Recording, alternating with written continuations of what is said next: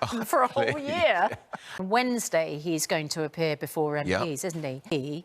About the fact that he says the minister came out publicly to defend for doing the right thing, which are sympathetic to the government. One of the things he has suggested is that herd immunity by September, this is back last year, was literally the official plan in all documents, graphs and meetings until it was ditched.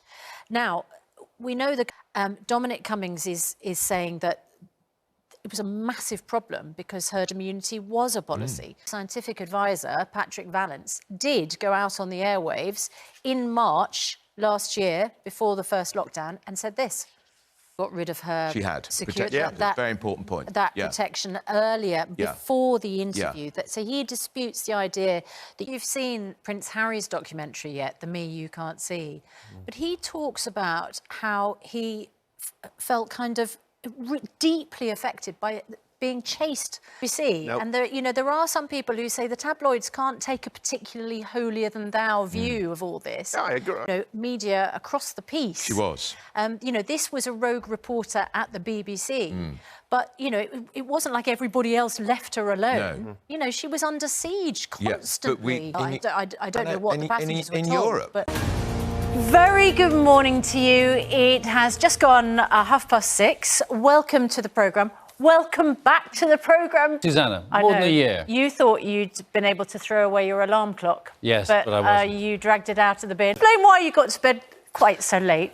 Because I did, for the first time, we were driving in to London, and for the first time we thought, well, we'll order something from one of those delivery companies. Oh, yes. And it said it'll arrive within an hour, 1 hour and 55 minutes later.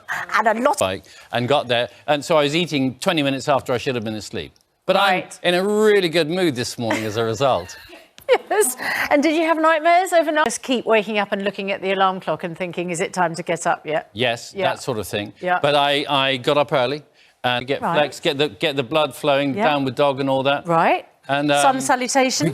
We can have a go later, Susanna. There's plenty of space here on the floor. Before Steady on, Bill Turnbull. We have known each other a long time. We have known each other a long time.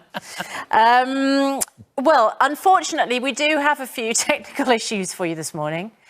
So the director's been having nightmares overnight as well. We don't have our usual... Well, we do have our screens, but you'll notice they are currently blank. Princess Diana interview, of course. Some suggestions that the licence fee should even be, looked at, maybe scrapped. We're going to debate that. We are going to talk about that because is that something that the government might be under pressure to do or even want to do in the wake of that inquiry? Also, a couple of people who were also interviewed by Martin Bashir, their relatives are on the programme this morning.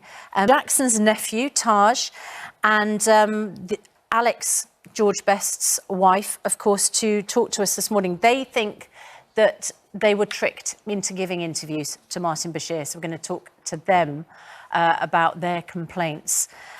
Also, you're very exercised, as a lot of people are, about this Ryanair flight. Huge story from a Belarus dissident, a leader of the opposition, and arrested him, which makes it look very much like that was the point of the whole exercise. There is an international furor about it. We're going to discuss it later. I mean, really serious stuff. Yeah. And also this morning, it's Peter Andre morning. Playing two different roles, weirdly. Yes. Which I don't quite get. On the same night? Possibly. Teen Angel and Vince Fontaine, but probably not on stage at the same time. No, that might be a bit tough. We have sent Dr. Hillary into the naughty corner and how you're getting on, because I read your brilliant article over the weekend in The Sun, and apparently you have some quite... Lutetium-177, which Hillary will know about. It's a relatively new treatment, and it's a radioactive isotope. They inject it into you once every 6 weeks. And it makes you so live, so to speak, that I have to sleep in a separate room for 3 days. Right. I have to, I have to stay, no prolonged contact with small... Right. And this will be a great loss to the world. For 6 months after my last treatment, I'm not allowed to father any children. Right. Yeah. OK. Is Ceci relieved about that or slightly disappointed? I think everybody's pretty relieved to hear that, really, aren't they? But it is, Hillary, it's cannabis. So right. and it's all legal. Thank you very much. Yes. Don't worry about that. OK. And the garlic is still also legal, but you really might want to keep your distance. Well, actually, I indulged in garlic in a meal I had last night. Because I thought if you're in this morning and you're already garlicked up, you're not going to complain. So we can be hugger-mugger as much as we like. Yeah, but apparently not on work.